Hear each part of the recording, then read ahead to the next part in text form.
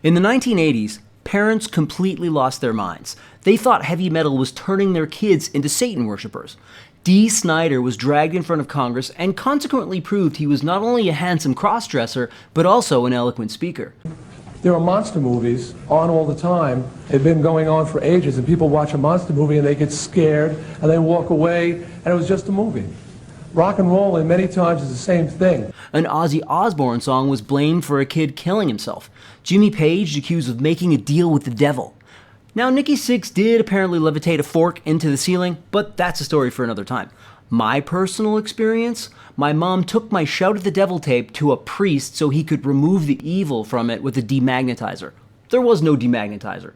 It was just to teach me a lesson. Don't worship the devil. I just thought it was a good soundtrack for jumping my Kuwahara. But here's the thing. With the 1980s Satanic Panic, they were wrong. Those artists were playing with dark imagery and creativity. They were doing theater. There was no systematic deception or ill intent behind it. Fast forward to now, and something ironic has happened. We've got a new moral panic, but this time, parents don't give a crap, or they're clueless. And unlike the 80s, this time it's actually engineered for insanity. It's not coming from music or from records being played backwards. It's coming from media companies. Well, one in particular, Netflix. See, in the 80s, adults reacted to symbols, not systems or algorithms. They freaked out over pentagrams, leather jackets, spikes, red flames, and horror aesthetics. And they assumed their kids were doomed. They're turning my little Johnny onto the dark side. But there was no feedback loop. Ozzy didn't know who the hell you were. Dee Snider wasn't tracking your emotions in real time. He was too busy throwing your dad through the wall. It was just crazy art and pop culture.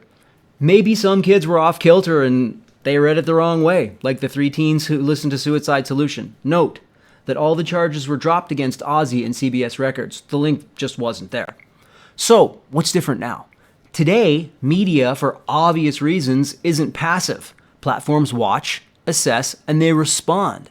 Algorithms learn what excites, confuses, and hooks people. And they use it like a knife. In the 80s, music and media went in one direction, artist to the listener. Now, it's like a loop.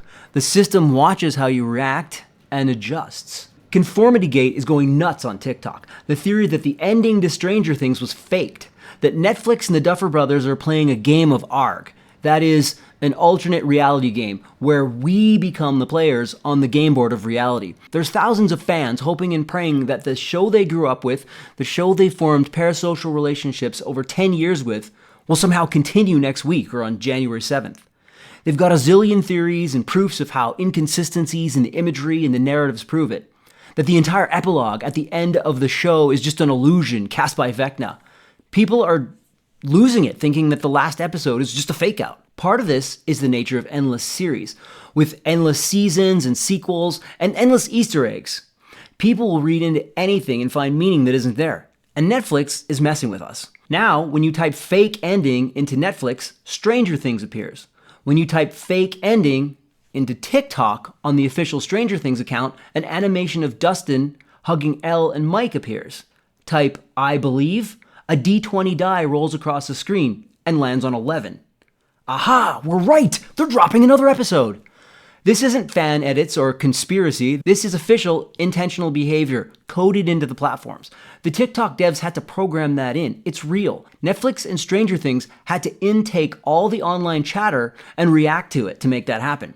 But this is not a real arc. Real arcs have a beginning, a goal, a reveal, and an ending. Real arcs, like The Beast for Spielberg's 2001 movie AI, actually had a mystery to solve and a payoff of a full story you unlock as you play.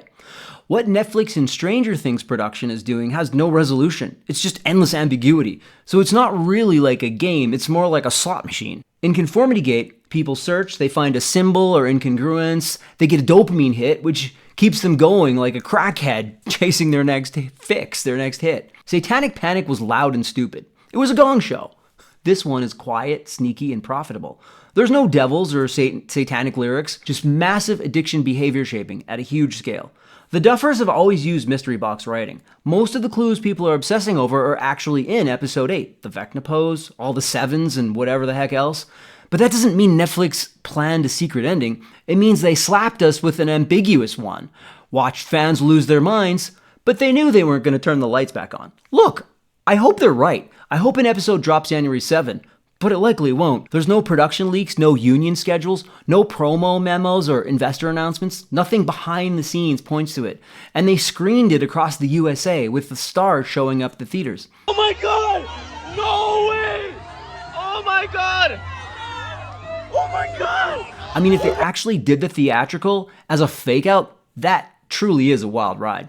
And the Duffer Brothers have given explanations for plot and character endings, even if you think they're sloppy or not well thought out.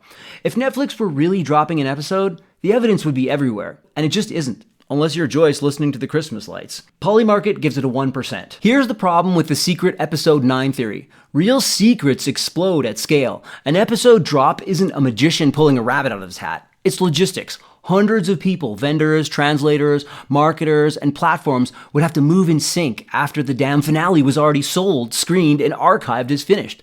That kind of operation doesn't stay invisible. It leaves fingerprints everywhere. What is real isn't a hidden episode, it's the illusion of one. It's the mystery without payoff and clues without closure. That's not an ARG. It's like ARG-adjacent engagement theater.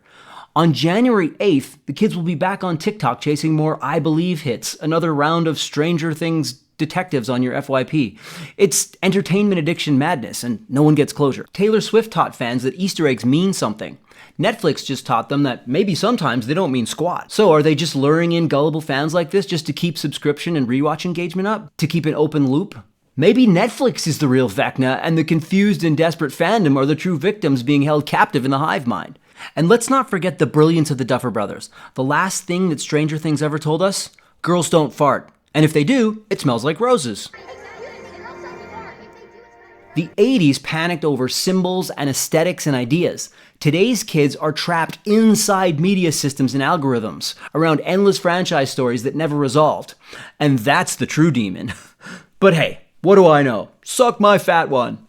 Let me know what you think in the comments, and subscribe already, you damn weasels! I'll be back.